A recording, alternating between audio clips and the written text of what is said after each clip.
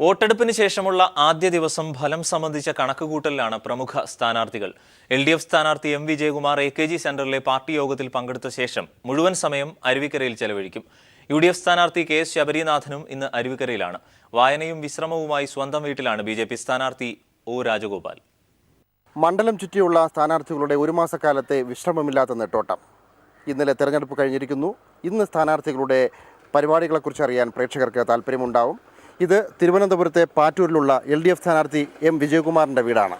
ഇന്ന് അദ്ദേഹത്തിൻ്റെ പ്രധാന പരിപാടികൾ എന്താണെന്നതിനെക്കുറിച്ച് നമുക്ക് ചോദിച്ചറിയാം.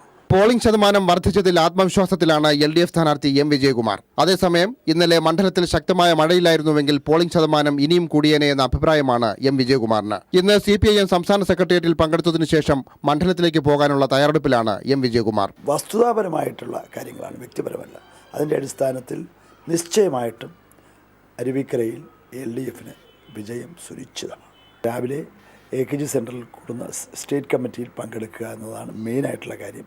അത് കഴിഞ്ഞ് കിട്ടുന്ന സമയം മറ്റു കാര്യങ്ങൾക്ക് വേണ്ടി ചെലവഴിക്കും. അരുവിക്കരയിലെ പൂവച്ചൽ പഞ്ചായത്തിലേക്കുള്ള യാത്രാമധ്യേയാണ് UDF സ്ഥാനാർത്ഥി ശബരിനാഥിനെ കണ്ടത്. ഇന്ന് മുഴുവൻ സമയവും ശബരിനാഥ് മണ്ഡലത്തിലുണ്ടാകും. തികഞ്ഞ ആത്മവിശ്വാസത്തിലാണ് ശബരിനാഥും. ഇതിൽ വളരെ നല്ല വിജയപ്രതീക്ഷയാണ്. ഇത്രയും ആൾക്കാർ ആദ്യമായി മഴയൊക്കെ തോൽപ്പിച്ച് ജനാധിപത്യത്തെ വിജയിപ്പിക്കാൻ വന്ന എല്ലാ വോട്ടർമാർക്കും ഞാൻ ഹൃദയത്തിൻ്റെ ഭാഷയിൽ നന്ദി രേഖപ്പെടുത്തുന്നു.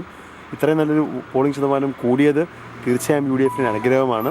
മറ്റ് പൊതുപരിപാടികളൊന്നുമില്ലാതെ തിരുവനന്തപുരത്തെ ജവഹർ നഗറിലുള്ള വീട്ടിൽ പൂർണ്ണ വിശ്രമത്തിലാണ് BJP സ്ഥാനാർത്ഥി O. രാജഗോപാൽ. റെസ്റ്റ് എനിക്ക് കുറേ വായനയൊക്കെ ഞാൻ വിട്ടുപോയിട്ടുണ്ട്. അതൊക്കെ കുറേ വായിക്കണം. അത് ഈ ഇലക്ഷൻ തിരക്കാൻ വേണ്ടി സാധിച്ചിട്ടില്ല. അതെല്ലാം കെട്ടഴിക്കാതെ കിടക്കണം. അതൊക്കെ നോക്കണം.